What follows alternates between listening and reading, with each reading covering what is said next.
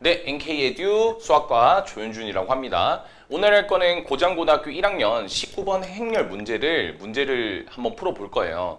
행렬 문제들 중에서도 나름 좀 신박하기도 하고 여러분들이 뭔가 약간 창의적으로 풀 수 있어야 되는 그런 문제가 아닌가 싶은데 요거 오늘 해설을 좀 먼저 해보도록 하겠습니다. 문제 읽어보시면 자연수 i와 j에 대해서 절대값 x-i가 j 이하를 만족하는 자연수 x의 개수를 ai, j라 할 때 i, j 성분 이겠죠. 당연히 얘네들이 그걸로 구성하고 있는 행렬 a가 m 곱하기 n 행렬이라고 할 때 우리는 m에서 n을 뺀 결과값이 얼마인지를 묻고 있는 게 이 문제에서 묻고 있는 겁니다. 조건을 보시면 가와 나 조건이 있는데 가 조건은 a의 성분의 최대값이 11이고 나의 조건을 보시면 a의 성분 중 7의 개수가 7개다 이렇게 나와 있는 상태인 거죠. 자, 그러니까 이제 우리가 어떤 행렬인지 주어져 있지 않는 상황에서 그리고 그 각 성분들은 이러한 규칙을 지금 따르고 있고 실제로 우리는 이걸 통해서 A란 행렬을 만들어낼 수가 있는데 그 행렬은 반드시 가랑 나 조건을 동시에 만족해야 되는 그러한 행렬이라고 볼 수가 있습니다.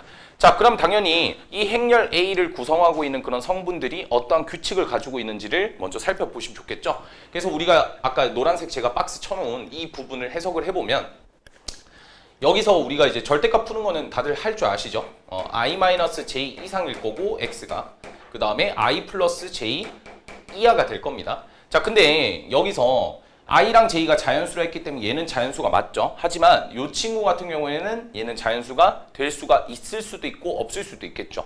자, 그러니까 이제 얘가 자연수가 되는지 안 되는지가 왜 중요한 거냐면 우리 예를 들어서 한번 생각해 볼게요. 자연수 개수 몇 개예요? 2개가 되겠죠? 1과 2. 근데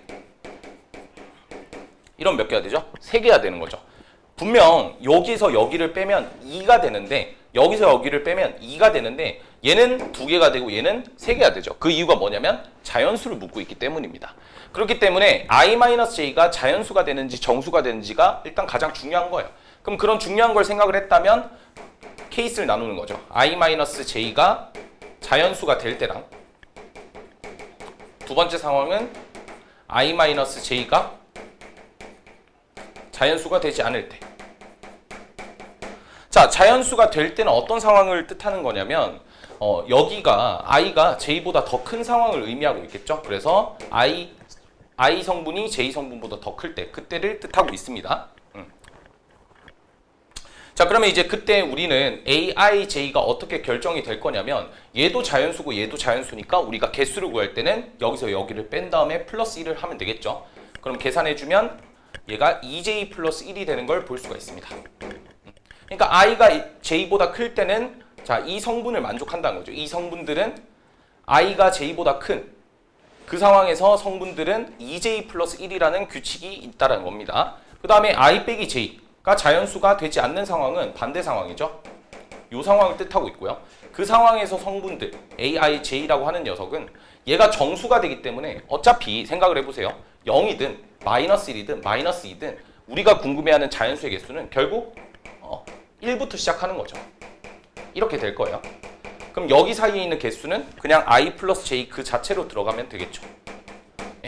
이런 식으로 성분이 I가 J보다 크냐 작냐에 따라서 성분이 될 수 있는 게 달라진다. 이게 일단 이 문제의 첫 번째 핵심입니다.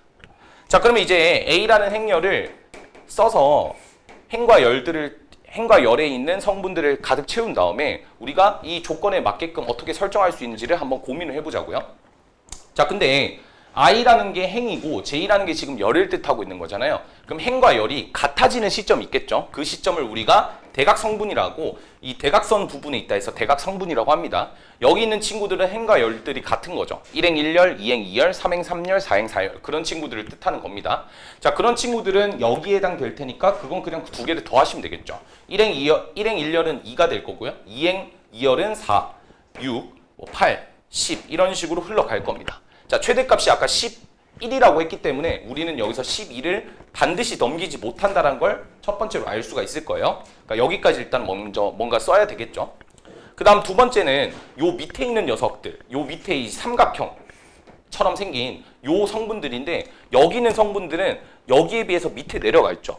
그 밑에 내려가 있으면 생각을 해보시면 행들은 계속 커지는데 열들은 적당하게 커지고 있죠. 자, 그렇기 때문에 여기 밑에 있는 녀석들은 행들이 더 큰 녀석이니까 여기에 해당되는 녀석들입니다. 그럼 여기 있는 녀석들을 다 정리를 해보면 여기는 1열에 해당되겠죠. 그래서 1을 여기다 대입하면 3으로 채워질 수밖에 없습니다. 여기 있는 성분들은. 그 다음에 2열에 있는 친구들은 2를 대입하면 되니까 5로만 채워지겠죠. 5, 5, 5 이런 식으로요. 자, 6, 여기 3열은 3으로, 7로만 채워질 거니까 7, 7. 그리고 우리 조건 나에서 7의 개수가 7개라 했으니까 여기 7은 계속 밑으로 내려갈수록 복제를 시킬 수가 있다는 뜻이에요. 그 다음에 이제 여기 몇 열이죠? 4열. 4열에는 9로만 이렇게 채워질 겁니다. 되셨죠? 그럼 이제 윗부분으로 올라가 볼까요? 이 윗부분의 삼각형의 부분은 행보다는 열들이 더 큰 값들을 의미하고 있는 거겠죠. 왜냐하면 1행 고정되어 있는데 2열, 3열, 4열, 5열, 6열이니까 당연히 행보다는 열들이 더 크니까 여기에 해당될 거고 이 두 개를 더하라고 했어요. 그러면 1행, 2열에 해당되는 이 친구는 3이 될 거고요. 요거는 초록색으로 색칠할까요? 3이 될 거고요. 그 다음 1행, 3열은 4가 될 거고 그 다음 1행, 4열은 5니까 이거 한 칸씩 그냥 올라가는 그런 구조를 띠고 있겠네요. 그쵸? 괜찮죠? 그 다음 여기는 2행이 될 거고 2행 3열이니까 5가 되니까 2행 4열이면 6 하나씩 더 커진다라고 보시면 되겠죠? 여기는 똑같이 7, 8 뭐 이런 식으로 갈 거고 8, 9 이런 식으로 갈 겁니다. 여기까지 괜찮으시죠? 자, 근데 그러면 이제 어떠한 규칙을 발견했냐면 7의 위치가 자 여기서 한 칸 더 가면 여기 7이 생겨버리겠죠? 근데 그 이후로는 7이 더 이상 생기진 않을 겁니다. 이해되시죠? 7이 더 이상 생기지 않을 거고 얘도 마찬가지로 7 다음에 8, 9, 10으로 해당되니까 여기 오른쪽에도 7이 더 이상 생성되지 않겠죠. 여기도 마찬가지로 7이 더 이상 생성 안 될 거고 여기도 마찬가지, 여기도 마찬가지겠죠. 그러니까 오른쪽으로 확장시킬수록 7의 개수가 늘어나진 않는다라고 일단 먼저 생각할 수가 있고요. 그럼 이제 밑으로 확장시켰을 땐 그렇죠. 여기 있는 7의 개수가 점점 늘어나는 구조다라는 걸 살펴볼 수가 있습니다. 자, 그래서 우리는 이제 결론을 다달았는데 일단 여기에 이제 7 하나 더 써주고 그럼 여기가 8이 될 거고 여기가 9가 될 거고 여기가 10이 될 거고 우리가 가조건에서 최대값이 10이라는데 이게 여기서 이제 발생이 되는 거겠죠. 왜냐면 이 밑으로는 동일한 숫자들만 쫙 연결될 거기 때문에 11이라는 큰 숫자가 나타날 수가 없습니다. 그러니까 오른쪽은 그 대신에 하나씩 계속 증가하기 때문에 더 이상 7은 생성되지가 않지만 1씩 더하다 보면 당연히 최대값에 도달하는 성분들이 발생할 수가 있다는 거겠죠. 그러니까 딱 여기까지만 써줘야 되고 그럼 7이 몇 개 있냐면 하나, 둘, 셋, 넷, 5개가 있는 겁니다. 5개. 그럼 여기서 7은 몇 개 더 추가되면 되죠? 2개가 더 추가가 되면 되니까 이 밑에 2개 더 추가하면 되고 그만큼 행들도 더 채워지면 되겠죠. 여기도 3, 여기도 3, 여기도 5, 여기도 5, 여기도 9, 여기도 9일 거고요. 그 다음 여기가 5열이었으니까 5열은 10일, 10일 뭐 이런 식으로 가겠죠.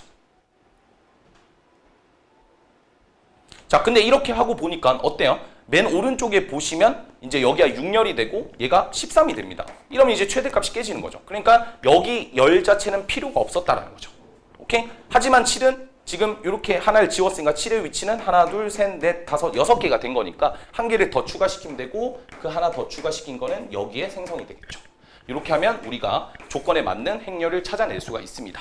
자, 그럼 얘가 몇 행인가요? 1행, 2행, 3행, 4행, 5, 6, 7, 8행. 그 다음에 몇 열인가요? 하나, 둘, 셋, 넷, 다섯 개 열. 그래서 얘는 8 곱하기 5행열이고 두 개를 뺐을 때 답은 3이 된다라는 걸 볼 수가 있습니다. 자, 어쨌든 이 행렬 문제의 핵심은 첫 번째는 이 행렬을 구성하고 있는 성분이 어떠한 규칙을 띠고 있는지를 찾는 게 첫 번째였고요. 두 번째는 주어진 조건, 주어진 규칙대로 성분들을 나열하다 보면 어떤 순간에 7이 더 이상 없어질 거고 그 다음 어떤 순간 7이 계속 생성될 거고 어떤 순간에 이제 11이 생길 건지를 파악할 수가 있을 거고 그 규칙에 맞게끔 행렬을 짜주면 되기 때문에 이것도 사실 상당한 시간이 좀 걸릴 것으로 보였던 그러한 문제라고 볼 수가 있습니다. 여튼 해석부터 시작해서 그러한 조건에 맞는 행렬을 찾는 데까지 이걸 푼 친구들은 정말 대단하다고 볼 수가 있겠네요.